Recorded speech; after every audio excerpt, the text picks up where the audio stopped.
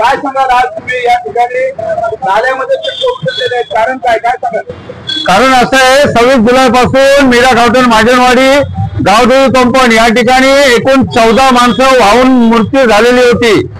तर हे वेळोवेळी मीरा भाईंदर महानगरपालिकेला सांगून मी आमचे आयुक्त दिलीप डोळे साहेब होते, त्या दरम्यान या ठिकाणी त्यांनी खूप चांगलं आम्हाला सहकार्य केलं, चांगलं मदत केलं।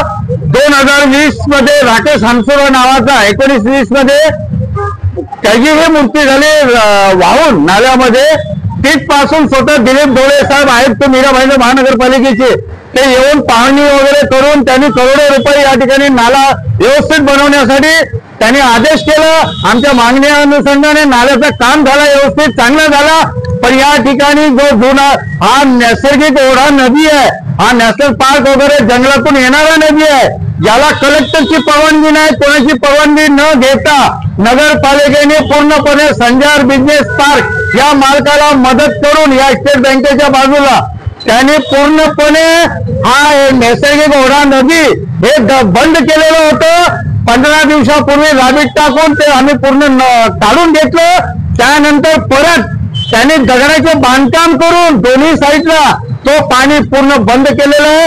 हा जो नवीन रस्ता बोलतात, नवीन नाला बनवलेले तो सक्षम नाही आहे। आणि नगरपालिकेचे खांबीत साहेब शहर अभियंता ते सांगतात की आम्ही पूर्ण इलेक्ट्रॉनिक यंत्रणा अनुषंगाने हे नाला बनवलेला आहे RCC। पण मी त्यांना सांगतोय आयुक्ताला, जे आता आमचे मीरा भाईंदरचे नवीन आयुक्त आले, 2 महिन्यापासून सांगतोय तर तुम्ही इकडे या, आम्ही तुम्हाला निर्देशात आणून देतो। पण अजिबात तो आयुक्त येत नाही आणि फोन उचलत नाही। आणि त्यानंतरही मी बोलतो की तुम्ही जर यंत्रणा अनुषंगाने तुम्ही सांगता पाणी भरणार नाही, पण 2 नाले चालू असताना हा पूर्ण रोडवरचा जो नाला आहे नवीन बनवलेला हा पूर्ण पाणी भरून चाललेलं होतं काय। आणि हे नगरपालिका जाणून बुजून तो नाला जुना बंद केलेला आहे आणि नवीन ओपन ठेवलंय। हे बिल्डरला पूर्णपणे मदत करण्याचा प्रयत्न चाललेला आहे। महानगरपालिका प्रशासनाला काय सांगितलं? भ्रष्टाचार, 1 नंबरचा भ्रष्टाचार चालू आहे। जर भ्रष्टाचार नसतं तर हे ओढा नदी बंद केलं शकलं नसतं। हा का बंद झालाय? 20 दिवसापूर्वी माननीय आमदार नरेंद्र नेताजी यांनी जसा फोन केला खांबीत साहेबाला शहर अभियंताला तर ते ताबडतोब ते नदी जे बंद केलेले ते संजारवाल्याचे इथे तो ओपन करावा, ताबडतोब त्यांनी स्वतःची JCB लावून त्यांनी पूर्ण राबीत काढल्यानंतर आज 1 हप्त्यापासून ते दगडी बांधकाम करून दोन्ही साईडला नाला का बंद केला गेला? परत संजार बिझनेस पार्कचा जो मालक आहे त्या मालकाला फायदा होणार आहे। मला तर वाटतं की आग लागली नव्हती, मला वाटतं या लोकांनी जाणून बघून आग लावली असेल, कारण या ठिकाणी यांना बिल्डिंग बनवायला पाहिजे होतं। कित्येक लोक वाहून जातील।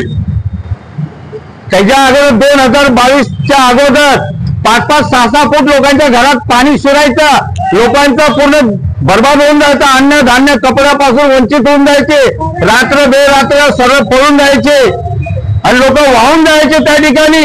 पण 22/6/2022 रोजी जेव्हा मी आमरण अनशनला भाईंदर पश्चिमला बसल्यानंतर मला आश्वासन दिलेलं की सर्व आम्ही अतिक्रमण काढणार आणि नाल्याचं व्यवस्थित आम्ही काम करणार। तिथपासून खूप चांगलं चाललेलं 2010ला अतिक्रमण हटवण्यासाठी संजारवाल्याला नोटीस दिलेले। 2010ला जर हटलं असतं अतिक्रमण तर मला नाही वाटलं असतं की हे आणखी लोक मेले असते त्या ठिकाणी।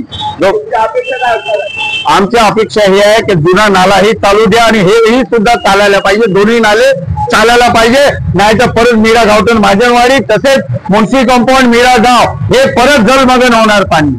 आणि याला जबाबदार कोण असणार?